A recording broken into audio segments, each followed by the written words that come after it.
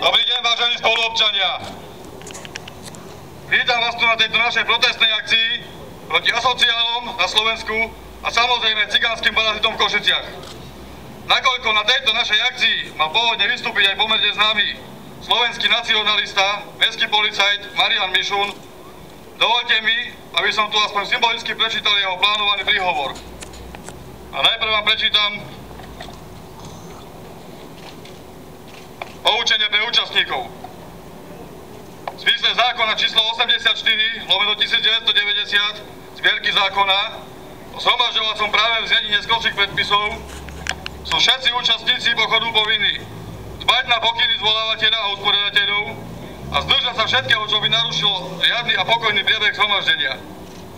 Po ukončení zhromaždenia sú jeho účastníci povinní pokojne sa rozísť. Ak je zhromaždenie rozpustené, sú povinní bez omeškania opustiť miesto zhromaždenia. Účastníci zhromaždenia nesmú mať pri sebe strelné zbrane alebo výbušniny, takisto nesmú mať pri sebe iné predmety, ktorými možno ublížiť na zdraví. Ak možno z okolnosti alebo zo správania účastníkov usudzovať, že sa majú použiť na násilie alebo hrozbu násilím.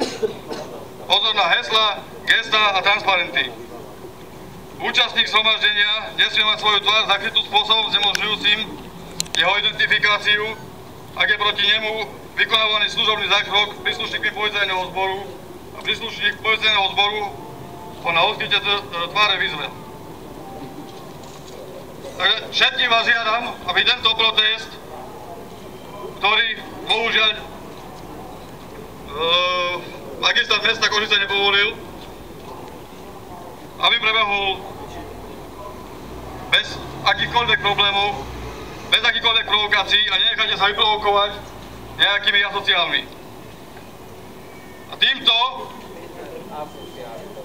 vyhlasujem petičnú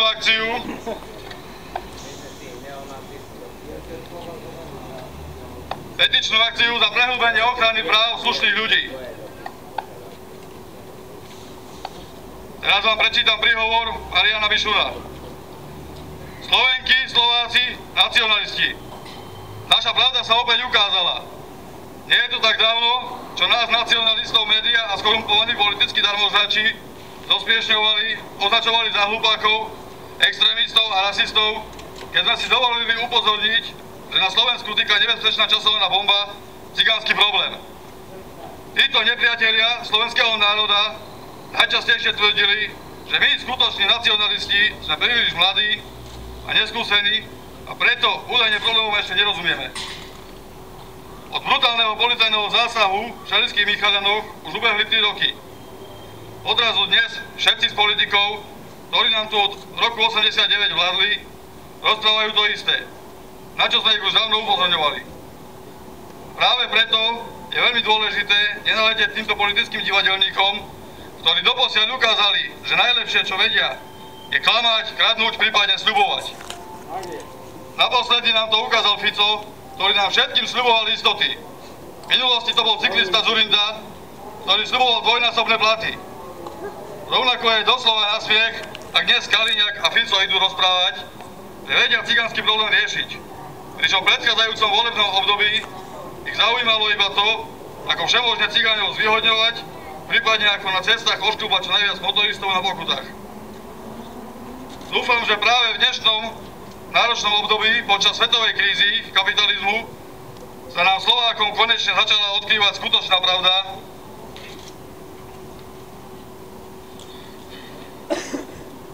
Skutočná pravda veľkého politického podvodu.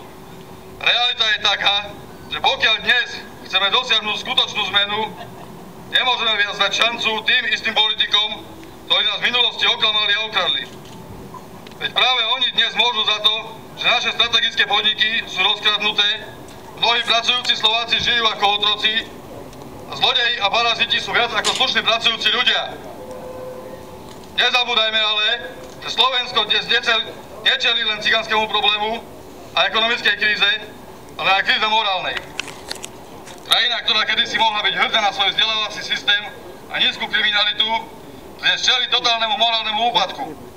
Zmyslom života väčšiny mladých ľudí je stúpajúci počet drogovo závislých a propagácia homosexuality a stále sa zvyšujúca kriminalita. Práve preto, Slovenky, Slováci, je najvyšší čas postaviť sa na odpor za svoje práva. Rozkradnuté národné bohatstvo sa musí vrátiť národu. Slovákov viac vo vlastnom štáte nesmú terorizovať asociálni paraziti a neprispôsobiví kočovníci. Robotníci nesmú byť viac ako otroci. Ani slovenskí podnikatelia nesmú byť likvidovaní s vyhodňovaním zahraničných kapitalistov. K tomu je však potrebné, aby sme najmä my, nacionalisti, boli jednotní a viac sme sa nenechali oklamať podvodníkom z televízie s drahými politickými reklamami. Nezabúdajme, že každý z nich a po roku 89 ukázal, že to, čo najlepšie vedia, je klamať, kradnúť a podvádzať. Iba tak v budúcnosti dosiahneme lepšie Slovensko, Slovensko sebestačné, národne a sociálne spravodlivé. Ďakujem vám za pozornosť, s pozdravom Marian Mišun.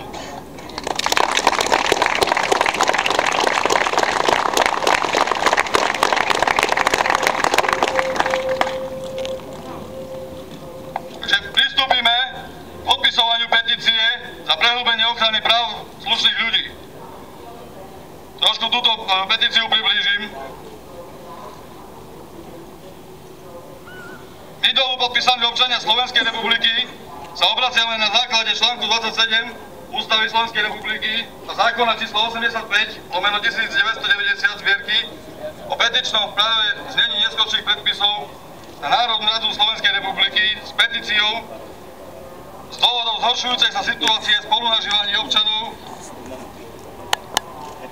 miest a obcí proti spoločenských javov, narúša základné princípy občianskeho spolunažívania a slušného správania a podnecuje zvýšenú agresivitu a kriminalitu.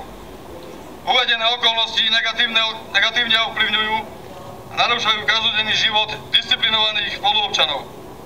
Poslancov Národnej rady Slovenskej republiky touto petíciou žiadame o účinnejšie presadenie následovných opatrení. Za prvé, prehlbenie ochrany základných práv slušných ľudí pred asociálmi s prísnením legislatívnych postihov prejavov obmedzujúcich ústavou garantovaných ľudských práv slušných ľudí. Za druhé, vyplácanie sociálnych dávok podmienené vykonanou prácou poberateľa sociálnej dávky. Po tretie, zníženie veku trestnoprávnej zodpovednosti maloletých zo 14 na 12 rokov veku. Po štvrté, trestnoprávne postihy rodičov za trestné činy ich detí. Takže vyzývam vás, po ľavej ruke a po pravej ruke máme petičné hárky, ktoré môžete podpisovať.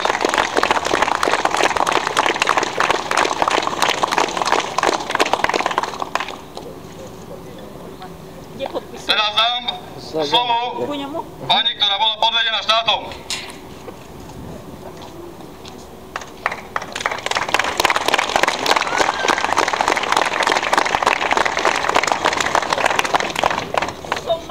Ťažko postihnutého dieťaťa. Prišla som do Košíc kvôli cigánskym deťom, ktoré z Hradku ma vyhnali. Dieťa nemohlo s nimi chodiť do školy.